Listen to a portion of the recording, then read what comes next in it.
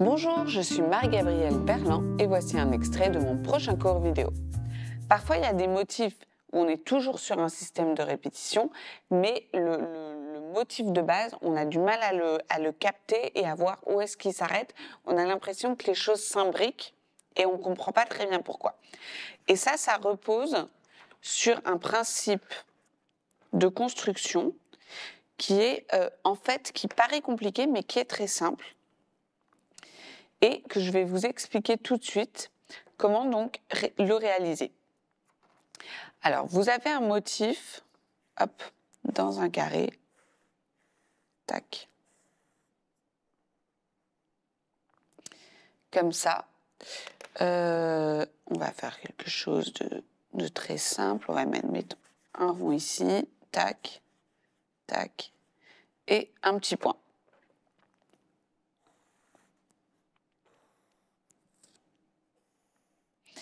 Ça, c'est votre base à l'étape numéro 1. Vous allez pouvoir, on va venir, ça c'est pour se repérer, A, B, C, D. Donc ce sont les 4 angles de mon motif de base.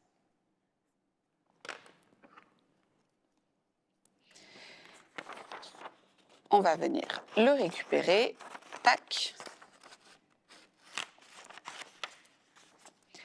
Et on va venir en fait le découper, le déconstruire pour mieux le reconstruire.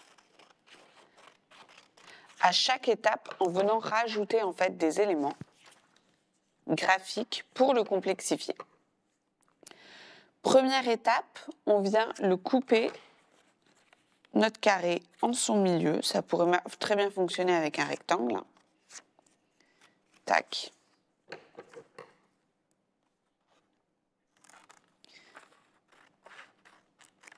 Le couper en 2 parties. Et la partie BC située à droite, on va venir la positionner à gauche. Tac, petit scotch, pour que ce soit plus simple.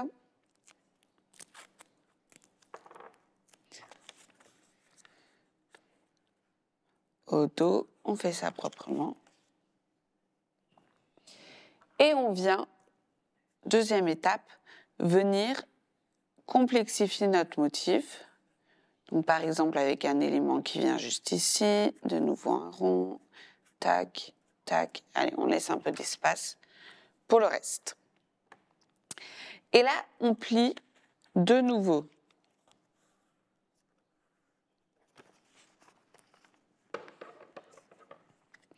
Notre motif en 2, mais cette fois-ci à l'horizontale.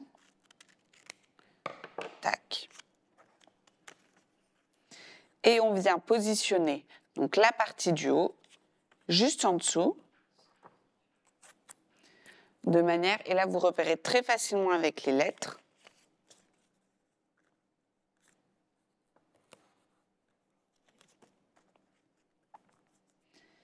à vous retrouver avec les angles qui étaient externes à l'intérieur, et vous pouvez de nouveau rajouter des informations sur, hop,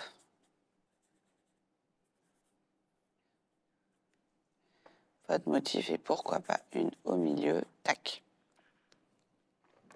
qui recouvre mes lettres. On redécoupe l'ensemble, tout simplement pour revenir au positionnement initial où vous vous souvenez, vous aviez les lettres qui étaient sur les angles de mon carré, avec mon A, mon B, mon C, mon D.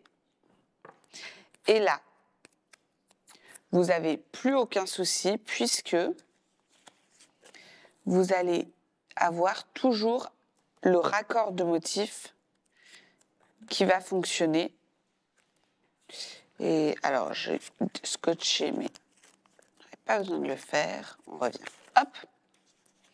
Le raccord de motifs, là, va toujours fonctionner, c'est-à-dire que là, ce carré de base, vous allez pouvoir le dupliquer exactement comme lorsqu'on fait un pavage, le dupliquer soit à l'horizontale et à la verticale pour vraiment avoir une surface entière. Et à chaque fois, vous allez bien avoir donc cette partie, ce petit élément en rose là, qui est situé juste là, qui va venir se raccorder juste à droite. Et pareil, quand vous allez avoir, si je reviens, tac,